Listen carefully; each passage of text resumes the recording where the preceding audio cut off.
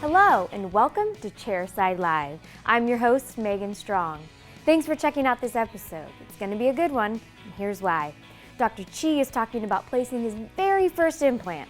He's discussing the training, classes, and mentorship that gave him the confidence to take the plunge into implantology. He's walking us through the steps he took to prepare for his first implant case and sharing what he's learned along the way. If you've been toying with the idea of placing implants, now is the time. So let's see how Dr. Chi used the Hahn surgical kit to place his first implant with ease and confidence. Dr. Chi, it's all yours.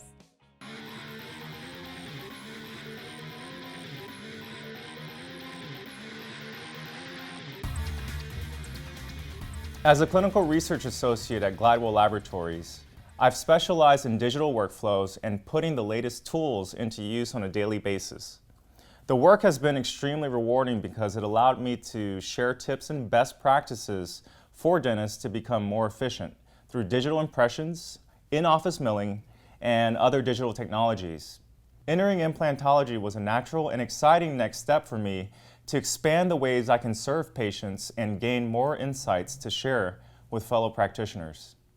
My first encounter with implantology was in dental school at USC, where we didn't have an official surgical implant program, but we did shadow a perio resident for a couple of cases.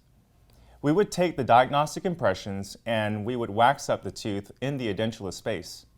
From that wax up, we would create a surgical guide and provide that to one of the perio residents. We would also assist during the procedure. More recently, I completed training with the MISH International Implant Institute. I went through surgical sessions 1 and 2, which were excellent courses. They provided the didactic information and hands-on exercises that really showed me how to get started, and the hands-on portions were particularly helpful because we practiced on models and pig jaws and went through the protocol for the Hahn Tapered implant surgical kit. One of the biggest takeaways from my training with the MISH Implant Institute was that successful implant cases begin in the planning phase. With these courses, you're learning what to look for, identifying the anatomical structures, taking the right preoperative impressions and intraoral views, and assessing the patient's health, x-rays, and CT scans. Because when you're dealing with an edentulous space, you have to plan in all directions. You have to understand the occlusion, you have to know the condition of the adjacent teeth, and of course, the status of the bone and soft tissue. You're factoring all of that in, and that's more to consider than with a non-surgical restorative procedure. Once you incorporate all of this information in the planning stage, then you can go about the implant placement in the best way possible. For my first case, I had a patient who was missing tooth number 30, which she said was removed in 2008 and restored with a bridge from number 29 to 31. In 2011, she went to a dentist who cut through the ponic and tried doing Invisalign to push the teeth forward to close that space. The patient didn't think that the strategy was working out the way it was intended, so she stopped the orthodontic treatment and came to me with this problem. Dr. Sia Makabai, Director of Clinical R&D at Glidewell, removed the old crowns on tooth numbers 29 and 31 and replaced them with Bruxer anterior crowns. We planned out the case together, and I was able to use the information that I had learned from the MISH courses backed by Dr. Abai's guidance. It was great to have someone who's experienced in implantology verify what I was thinking, and Dr. Abai was there for the implant placement too. He served as support in addition to being the photographer, and having him around really helped a lot. Since the patient in this case had some ortho, tooth number 31 was just a little bit tilted over. The intraoral situation wasn't too unusual though, considering the posterior teeth distal to an edentulous space typically will shift over. The space now is almost like a space for a premolar, so we're going to have to compromise a little bit in the final tooth design. I'm planning for about 4 months of healing time, and then most likely the final restoration will be a Bruxer screw retain crown. Screw retain has some advantages regarding placement technique, and if for any reason you need to remove the crown, you can do that relatively easily. While completing the procedure, I did not encounter any negative surprises. but I was pleasantly surprised by how straightforward the process was.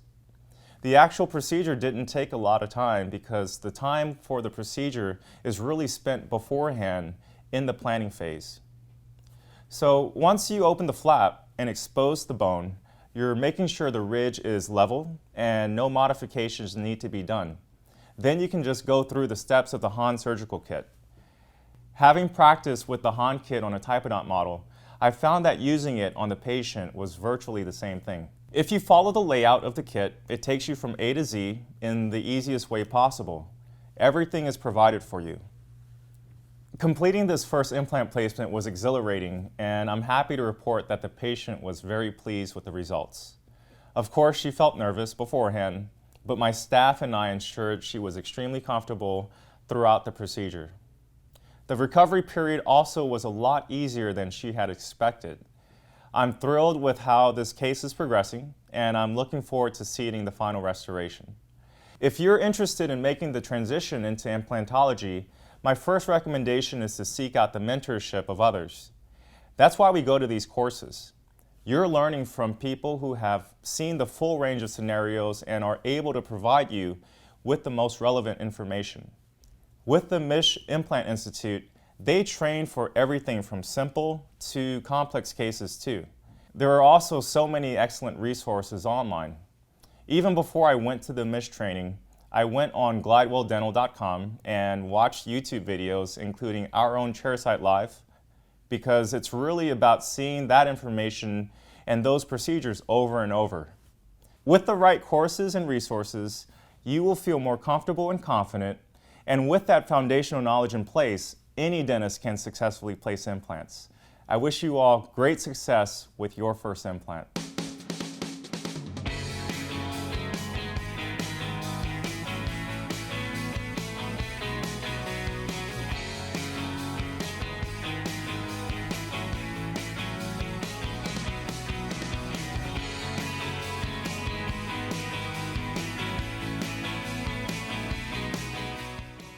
Thank you for that, Dr. Chi.